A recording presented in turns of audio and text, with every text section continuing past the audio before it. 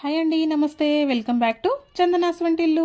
ఇవాల్టి మన వీడియోలో జగదానందకారకుడు జానకీ నాయకుడు అయినటువంటి మన శ్రీరాముని పండుగ అయినటువంటి శ్రీరామనవమి సందర్భంగా మన పూర్వీకులు పరిచయం చేసినటువంటి పానకం ఏ విధంగా ప్రిపేర్ చేసుకోవాలో చూద్దామండి. మనకు ఈ పండుగకు ఈ ప్రసాదమే తీసుకోవాలి అని మన పూర్వీకులు ఎలా డిజైన్ చేశారో తెలుసా? ఆ పండుగలు వచ్చే కాలాలను బట్టి ప్రసాదాలు ఏర్పాటు చేశారు. శ్రీరామనవమి పండుగ వేసవిలో వస్తుంది కాబట్టి శరీరానికి చలువ చేసే వడపప్పు పానకం ప్రసాదంగా తీసుకోవాలని చెప్పారు. మరి ఆ పానకం ఎలా తయారు చేసుకోవాలో ఇప్పుడు చూసేద్దాము. ముందుగా ఒక గిన్నె తీసుకొని అందులో చల్లటి నీళ్లు వేసుకోండి. ఆ నీళ్లకు సరిపడా బెల్లం పొడి వేసుకోండి. బెల్లం పొడి కూడా వేసేసిన తర్వాత ఇందులోకి శొంఠి కొంచెం ఇలా పౌడర్ చేసుకొని శొంఠి పొడి వేసుకోండి.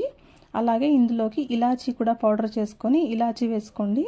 నేను ఇక్కడ ఒక 4 తీసుకున్నాను. అలాగే మిరియాలు కూడా దంచేసుకుని పౌడర్ చేసుకొని వేసుకోండి. అలాగే ఇందులో కొంచెం సాల్ట్ వేయండి. అలాగే నిమ్మరసం అండి, 1 నిమ్మరసం మనకు 1 లెమన్ పిండేసుకుని వేసుకోండి. చాలా బాగుంటుంది టేస్ట్ ఇలా వేసుకోవడం వల్ల. వీటన్నిటిని బాగా మిక్స్ చేసేసేయండి. బెల్లం కరిగేంత వరకు బాగా కలిపేయండి. ఇప్పుడు బెల్లం మొత్తం కరిగిన తర్వాత దీన్ని ఒకసారి వడగట్టేసుకోండి.